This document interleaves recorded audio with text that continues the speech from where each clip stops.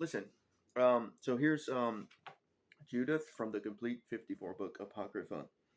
So you like me, you might get tired of um, the King James version, the Protestant Bible, and you want to look at something else. So uh, the Deuterocanon 1 through 3, Enoch, Giants, Yasher. Some of these are referenced in early parts of the Bible, Jubilees, and even in the end too. Um, Pseudepigrapha and the Apostolic Fathers, literal standard version. So here's chapter 11 of Judith, verse 1. Holofernes said to her, Woman, take courage. Do not be afraid in your heart, for I never heard anyone who has chosen to serve Nebuchadnezzar, the king of all the earth. 2. And now, if your people who dwell in the hill country had not slighted me, I would not have lifted up my spear against them. But they have done these things to themselves.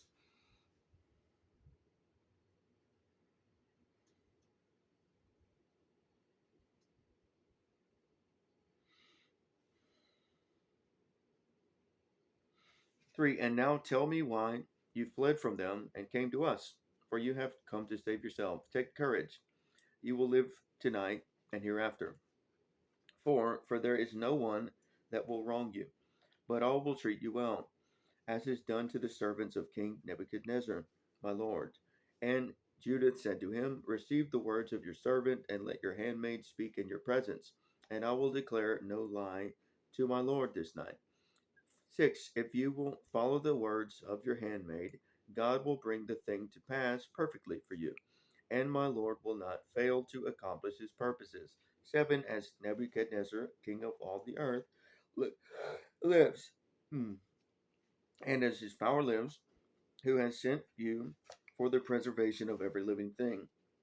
Not only do men serve him by you, but also the beasts of the field, the cattle, and the birds of the sky will live through your strength in the time of Nebuchadnezzar and of all his house. So Jews may know better than some modern, uh, well, at least like in these times when they had, um, you know, the establishment religion was doing for them, and so they had prophets that would speak to them and get things going in the right direction. They just, it was generational blessing, right? So, but better than modern people who read the Bible don't really always have that same perspective. And so, this one right here, you'd have to read the whole thing to get context and find out what's going on. But it's like the Dominion, uh, you know, uh, and so we're supposed to have a better covenant, right? And so I'm not really seeing, but we'll see. So we just have to reclaim the earth. Is I guess what's happening. So you know, we've yielded our authority and subjected ourselves and given our power to things we shouldn't. And so, original sin onward.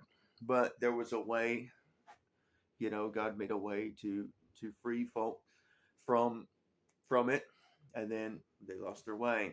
And I guess he said, well, I'm going to go ahead and take my cover off because you're living like the children of the devil, and I'm just going to turn you over to them. You know what I mean?